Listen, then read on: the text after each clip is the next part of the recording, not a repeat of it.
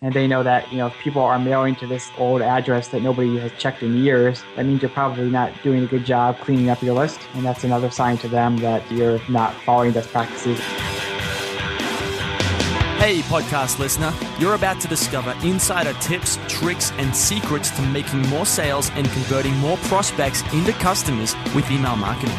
For more information about the Email Marketing Podcast or the Autoresponder Guide, go to dropdeadcopy.com/podcast.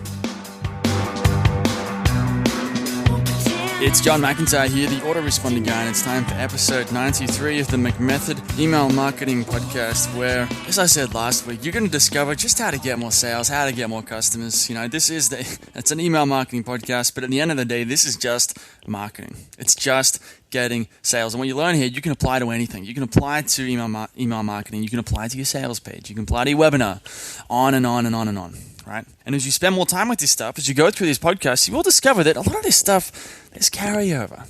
Okay, so you can learn about email. It's going to make you a better sales page writer, for example.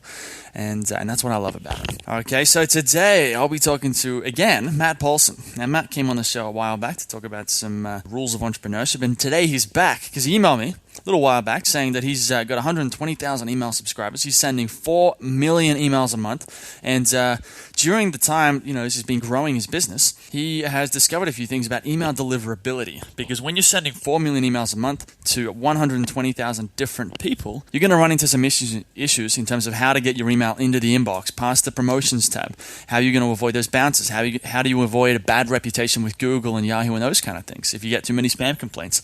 So all these different things add up. And like I said, when you're sending that many emails to that many subscribers, just a few small percentage point bumps in your, say, open rates or in your deliverability rates can mean tens of thousands of dollars or if not more to the business. So it's a really valuable topic to learn about. So he's on the show today to talk about that. To get the show notes for this episode of the Email Marketing Podcast, go to themcmethod.com/93.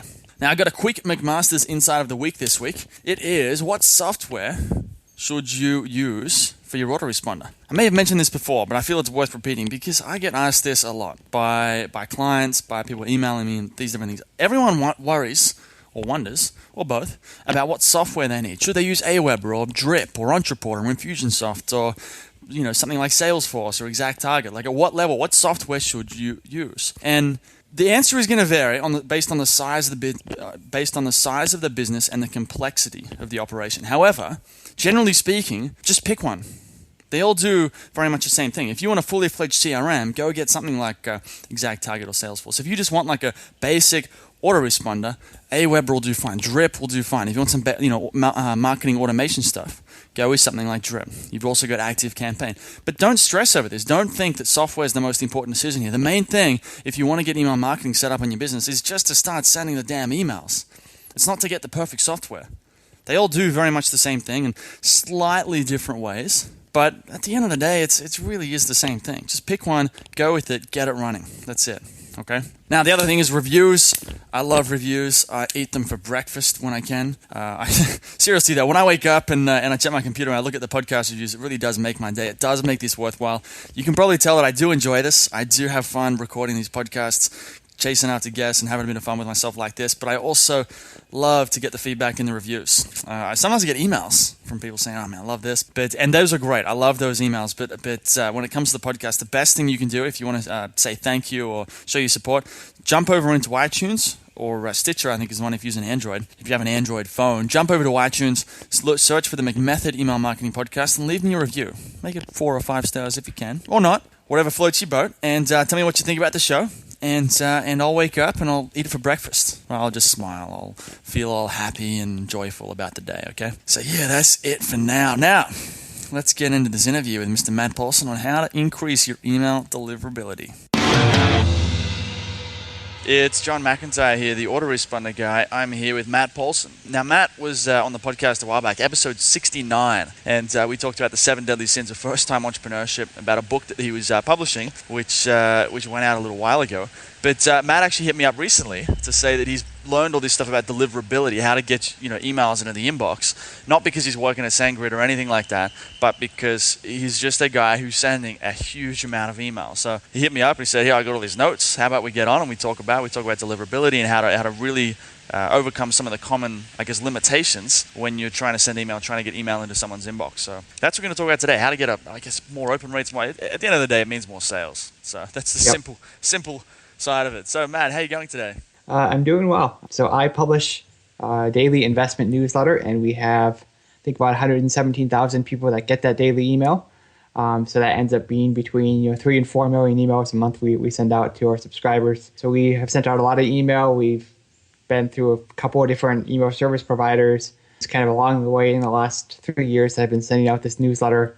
I've learned just a lot of different things and kind of the best practices, mostly by making a lot of mistakes and having ESPs yell at me. But I think it's starting to get it figured out, and I thought it might be a good idea for us to talk about some of those things because there are a lot of people that send a lot of email, that listen to your podcast, and hopefully they could benefit from some of this stuff as well. One thing I'm curious about, it's probably the biggest objection that we're going to probably find here with someone listening, is that I'm not technical enough. I'm not saying that for me, but I mean like someone's going to be listening and thinking, man, this is all great and everything, but I'm not a techie guy. So is the stuff you're going to share today, is that something that anyone can implement, or do you need to be like a tech wizard to kind of set this up? For the most part, you don't need to be a tech wizard. You just need to be able to log in your web hosting account and make changes to your DNS records, which is just clicking around. It's there are a lot of guides to do it, step by step online to do these things. So it's a lot of it's not rocket science. Some of it you might need a developer to change some stuff in your software, but for most of it you can do probably 80% of it yourself without much help from anybody. Cool. Okay. Well, let's get into it, man. You've brought up these amazing notes here. Where would you like to start? You've got the... Yep. So I it's broken down into, I think, 6 different things, I guess. So they're kind of best practices, what you should be doing. The first thing is that you should really use an email service provider. So this is somebody like SendGrid, Aweber, MailChimp, Drip, Mandrill. Some of them will just send your email on your behalf. Some of them will kind of manage your mailing list too, like MailChimp and Aweber do. So there's different levels kind of depending on what you need, obviously. And I'm guessing most people that subscribe to this podcast already have one of those. But I think it's, if you're sending mail from your own server, like if you're using Sendy and you set up SMTP, or you're using some WordPress plugin that sends email from your server, that's just a really bad idea. So basically, when you pay somebody to send your email on your behalf and manage your mailing list, they do a lot of nice things for you. I actually use SendGrid. I pay $1,300 a month to send that much, 3-4 million emails, and it's really a situation of you get what you pay for. SendGrid worries about a lot of different stuff from me, which is really nice. They monitor blacklist on a daily basis. They monitor my IP reputation. They just make sure I'm following all the best practices. They make sure I'm on whitelist, and these are all things that we'll talk about, but. When you're paying kind of a high-end ESP, they're kind of worried about the best practices for you. It'll make your life a little bit easier. Right. And once you have a big email list, if you can follow best practices and improve your open rates by 5 or 10% just by doing all the right things, that leads to real money. So it's in my opinion, it's definitely worth the investment to pay for a good service. Right. One thing I just want to touch on, I've got a couple of things here, but the first thing is, what's really the benefit here in the long run? I mean, we talked about more sales, but can you just give a bit more, like what's it done for you by focusing on more of this stuff? How has your business changed thanks to all this stuff? It certainly has. I think by trying to do all of the right things, certainly my daily newsletters never show up in a spam folder. So, people actually see it, they open it, they engage with the content, they click on ads, they sign up for premium subscriptions. Just at a higher rate. So it's kind of been a multiplying factor. You just get more, you get people to do more of what you want them to do. More people that see your messages is obviously the better, and will lead to more sales and more customers and more of what you're looking for. So it's... Right. I was going to say, if you think about it, if you think about the list as like a tree or a plant in the garden, focusing on the stuff that we're talking about today, it's a bit like putting fertilizer in the garden. You're going to be able to get more from your crop, more from that plant that you're growing, which is your email list, right? Yep. And there's a couple of other things with ESPs. You should really have a good idea of what they're doing for you and what they're not doing for you. Yep. Like I think, Aweber, they're not going to set up your SPF records or anything like that for you. You should kind of know what the best practices are and kind of know what they're doing for you and what you're not doing what they're not doing for you. So if there's something they're not doing, then you should do it yourself. And that's you just basically have to ask them and say, do you do this? Do you do this? Do you do this? Or it'll show on their website. And if they don't, then you know that it's something you need to worry about. And then the other kind of related tip is if you're sending out a lot of email and especially if you're not like doing a double opt-in newsletter that's really boring, if you're doing anything that's aggressive, I suggest having a backup email service provider. So we have SendGrid as kind of our primary, but I have Mandrill set up with a dedicated IP address there just in case anything ever happened to my SendGrid account. I used to send email through Amazon SES, and there was an issue where they thought my financial newsletter was some kind of penny stock scam, which obviously it isn't. But when you have maybe a Pakistani customer service person that doesn't understand the financial markets, trying to decide whether or not you're violating their policy or not, you're not always going to get a result that's consistent with what their terms actually say. So in order to just make sure I've got that 100% uptime and deliverability, I have it set up so I can switch over to Mandrill in a second if I need to. Right. One thing here is that there's a guy that I talk to quite a bit via email, Etienne. I spoke to him recently. We did a podcast here. He also goes by Carl. Anyway, I just mentioned his name because he's probably going to listen to this at some point. And I know that he sends mail via his own. He's very big on his own having his own server, and we've kind of gone back and forth. And he's saying, "Man, you're giving up all these, extra sales or extra open rates or extra whatever by just sending from an email service provider instead of setting it up on your." I mean, he's set up, as far as I know, on like a private server. So his own server with his own software and everything like that. And apparently, gets 100% deliverability. And he's really, really big on that. So, what would you say to someone like him in that position? You can do that if you're going to be worrying about all of the different things we talk about on this podcast. So if you want to do that, that's fine. But then you have to recognize that, hey, I need to become the expert in deliverability. And if there's a problem, it's my fault and that there's nobody I can ask. Yeah. So if, for me, it's a matter of focus. I'd rather be the guy focused on, writing the emails and getting them sent out versus being the guy that's, making sure they actually get there. Yeah. I see if I'm on a blacklist, like I got on a Verizon blacklist last week. I just sent an email to my, dedicated support rep. I said, hey, take care of this. An hour later, he said, don't worry about it. You're off the list. Wow. So it's nice not to have to worry about that kind of stuff. It's just much fewer headaches, in my opinion. Yeah. You certainly do it the other way, but that's not what I've chosen to do. And I think that's made my life easier as a result. Okay. So it's a case of, you can do it, but yeah, you're really, you're splitting up your energy a lot more. So, if you've got plenty of time, go do it. But in most cases, it's going to be your time's better invested, better spent on the emails and growing the business itself, not just the email list. Absolutely. Okay. So let's move on to, I guess, thing number 2. Let's do it. And that is list engagement really matters. So the big 4 ISPs, that's Google, Yahoo, AOL, and Hotmail or Outlook.com. They are paying a lot more attention to whether or not users are engaging to your emails. They only have a limited amount of data available, so they know if people open your emails, they know if they click a link in your emails, they know if they reply to your emails. But those are really the only ways that people, or the email service providers can tell, whether or not that was a message that you actually wanted. So if they see that people are opening your emails, they're clicking through on your emails, they're replying to your emails, then they know that, messages from John's email list are emails that people actually want because they're highly engaged with them. Yep. And then if you're just sending, a whole bunch of emails and nobody's opening them, clicking through them, replying to them, then they know that, these are emails that people probably don't want a lot of. And that means, your messages are less likely to get into the inbox. Yep. And it's more likely to get stuck in a spam folder. Go ahead. I was going to say, there's a lot of huge stuff stuff that I do. We did a podcast with the guy from Entreport, the postmaster there, so the deliverability guy over there. And he mentioned a few things. Now, what I've done is I ask people to reply to the first email, and then the second email is the same thing. So first email is like reply and answer these questions. Email number 2 is did you get my email? And by the way, can you just answer another question for me? So get them to reply to the first one. It's amazing how many people actually reply to those emails. And then there's emails throughout the rest of the sequence that do get replies, maybe every few weeks. And there's always a link going somewhere. It's not always to a sales page. It could be to a blog post or an article. And that's just some of the ways that I'm doing it. Absolutely. So the other kind of good engagement tip is to actively remove bad email addresses from your list. So if somebody clicks the spam complaint button and you get that spam report through your ESP, or if they have a hard bounce and the email service provider says, yeah, this is a bad address, you should really take them off your list right away. Yep. If a soft bounce, meaning like their inbox is full or something stupid like that, you can usually wait 2 or 3 bounces before you remove them.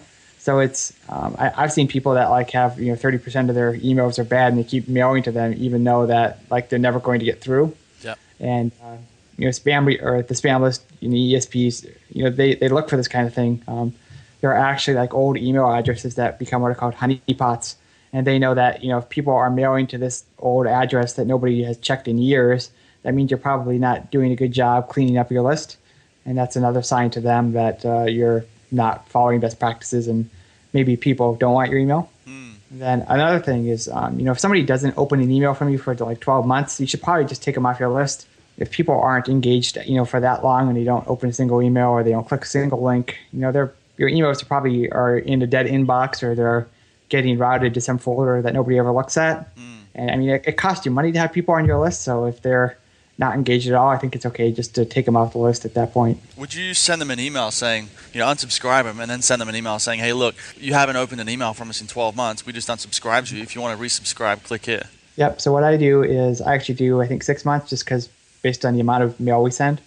So at the 6-month point, they get like 3 emails saying, hey, if you don't tell us that you keep wanting this email or these emails by this date, we're going to take you off the list. So they get 3 emails, and the last one says, hey, you're off the list. If you want to reactivate your subscription, just click this link. And some people do, and a lot of people don't. So it's how many do you get to keep? I'm curious. What do you mean? I guess how would you track the success of that?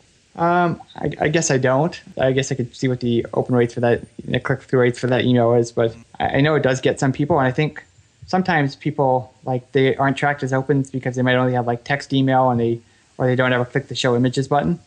So that's kind of a good way to catch those people that might be active even if the software says that they aren't. Yeah. Interesting. Yeah. So let's move on to thing number 3. That's setting up your DNS verification records. So there are some different technologies or kind of systems that people have set up over the years just to basically say that, hey, this email is actually from this IP address and this domain name. The first one was called SPF, and that stands for Sender Policy Framework. And that basically says, does this domain name have permission, or does this IP address have permission to send from this domain name? So it's basically signs, your email saying, yep, this is from this IP address from mattpaulson.com, and mattpaulson.com says this IP address can send on their behalf. So this is something that I don't think Aweber or even a lot of the services don't do by default if you're sending from your own domain name. And I definitely recommend making sure you have this done regardless of who sends your emails, whether or not it's you or somebody else. So you really need to set up these, so if I'm sending through, I'm using Drip right now, I'm not sure if they do it, but I have to go into my, hosting account and set up SPF records for my domain, right? Yep. Because they don't have access to your DNS records, so they can't do it for you. So you should make sure that you have that done. The second technology there is called DKIM. It's basically short for domain keys, and that will do kind of a public, private key encryption that basically proves that every individual message will be signed by your server to verify that it's from your domain name and it's not forged. So it's kind of the next step. And then the newest one, it's basically the same process. So Aweber or MailChimp or whoever, they'll provide you these the records to put in. Yeah. And then you just have to do it, and then they verify it, and then it makes sure you can test to make sure it's actually working. Right, and that was DKIM. Yep. Okay. And then the newest one, kind of in that set, is called DMARC, DMARC, and that basically specifies, it kind of builds upon SPF and DKIM. It just says, what should we do with the emails that kind of fail this test? So you can say, if it doesn't match my SPF records, just go ahead and delete the email.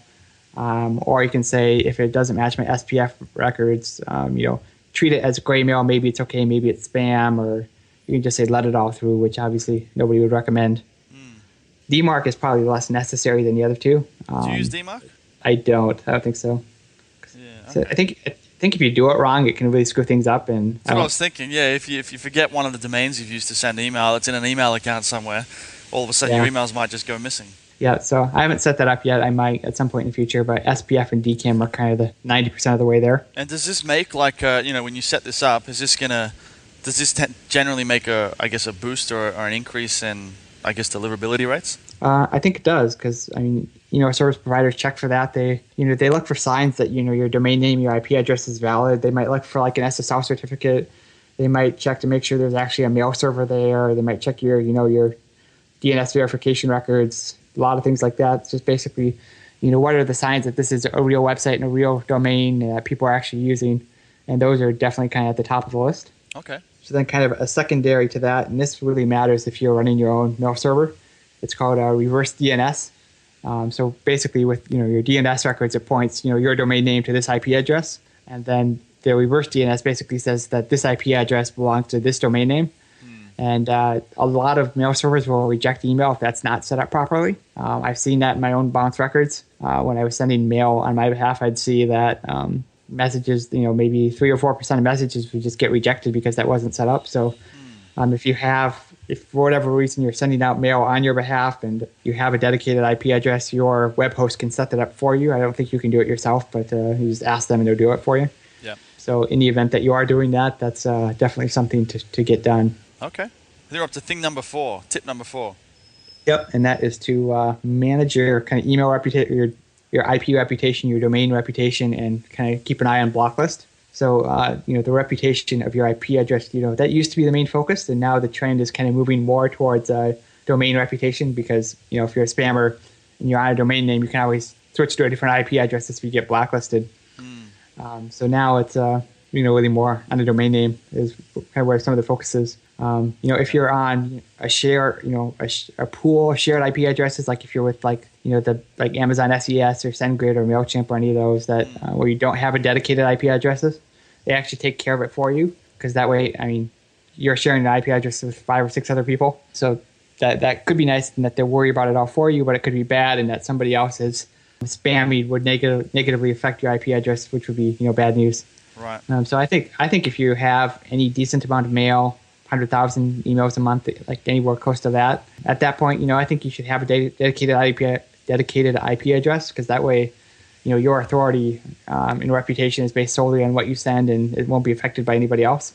So there are a couple of tools that can really help you monitor these things. One is a service called senderscore.org, and that's put on by a company called Return Path, which is big in the deliverability space, but it basically gives your IP address, kind of a score to say this is how legit we think your IP address is. Senderscore.org, and then there's a really cool tool to check blacklist. It's called Multi-RBL, and John can put that link in the show notes. But it'll basically check over 100 different blacklists to see if your domain name or your IP address is on a blacklist, and it basically runs for a couple minutes and says, hey, these are the issues we found, go take care of them.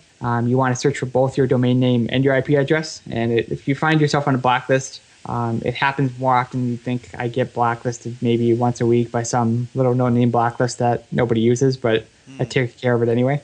So I just have my assistant, on a weekly basis check, my IP addresses, my domains against that list, and if there's any issues, she tells me about them, and then I can just go ahead and fill out the form. It's usually takes 2 minutes for each one, but it's really easy to get off them. They're looking more for people that won't even bother to take the time to maintain their reputation as so if you tell them, nope, I'm not a spammer, they'll basically take you off the list.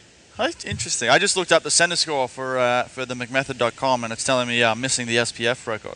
I got everything else, it looks like, but SPF record's missing. Yeah, so you should do something. I'll have to get that sorted. Yep. So I guess we're going to call thing number 5. Five. It's called follow best practices, and I guess that's a generic term for everything else that kind of didn't fit into everything. But it's one, just be CAN spam compliant, and that it's really simple to be in compliance with that. Basically, it's put your mailing address on in your email, have an unsubscribe link, use your real name, don't fake stuff, and don't say it's from Matt Paulson when it's really from John McIntyre.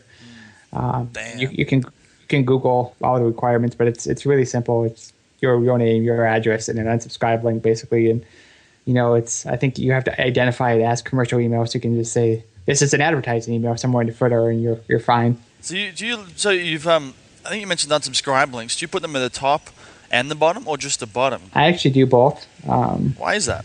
I think, if I have it on the top, people are going to make a decision whether or not they're going to click the spam button or the unsubscribe button. So I'd rather have them click the unsubscribe button if it's really easy to get to, because that way they know they're getting off the list and they're not just like complaining about me.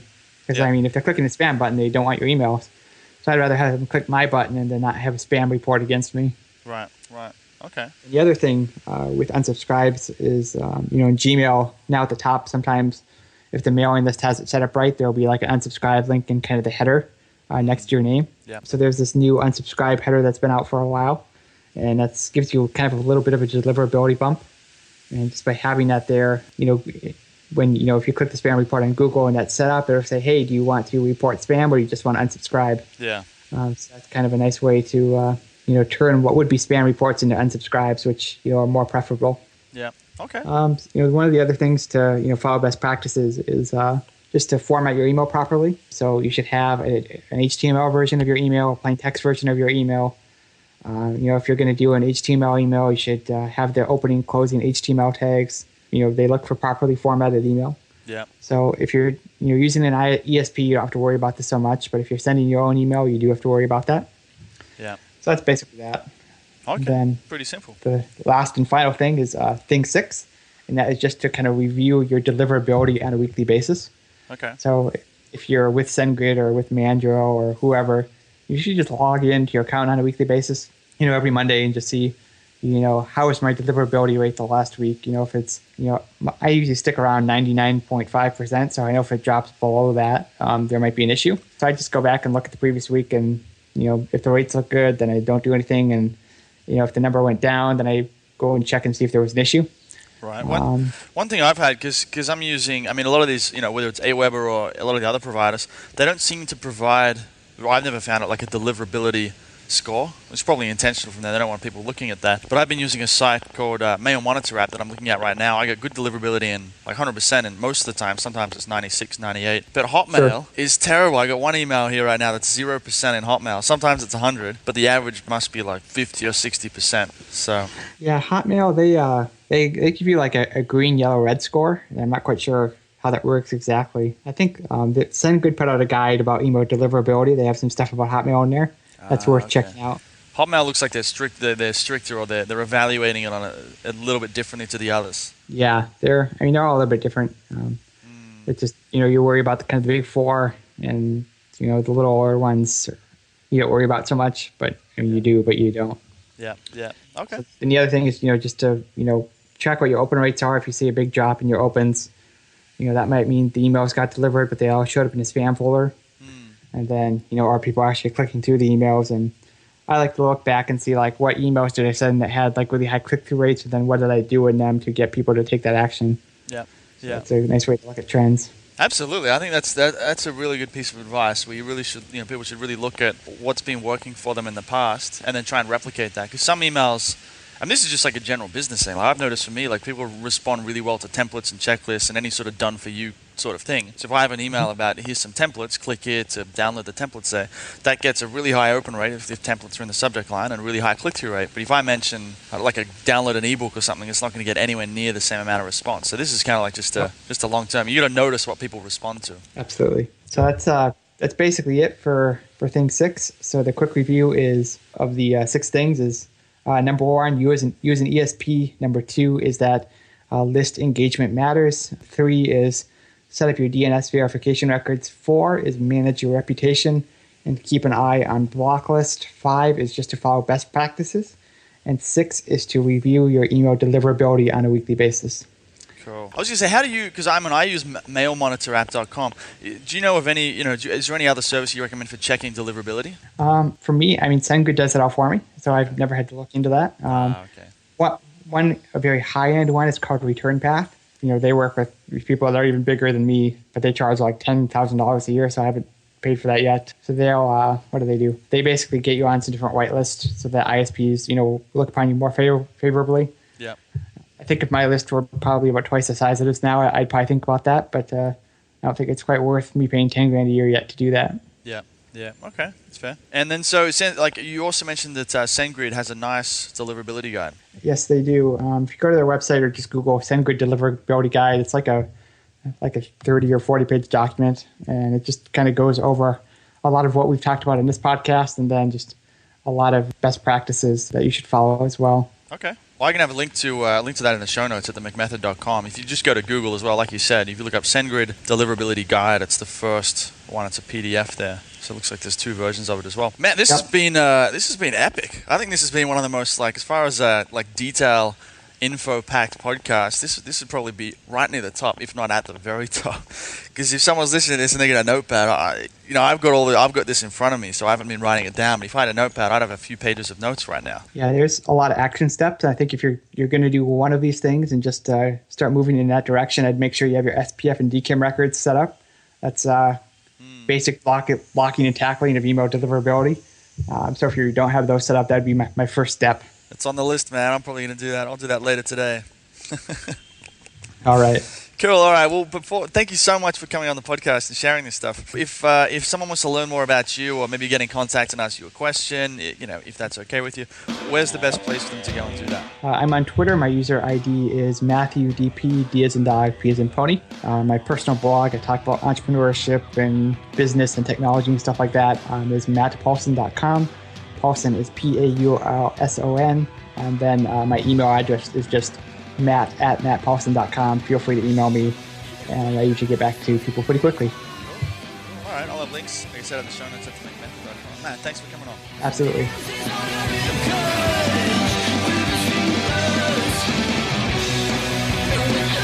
Hey everybody, thanks for listening. If you want to discover more insider tips, tricks, and secrets about driving sales with email marketing, sign up for daily email tips from the autoresponder guide. Go to dropdeadcopy.com/podcast. Sign up, confirm your email address, and I'll send you daily emails on how to improve your email marketing and make more sales via email. You'll find out why open rates don't matter, and the 7-letter word that underlies all effective marketing, and much more.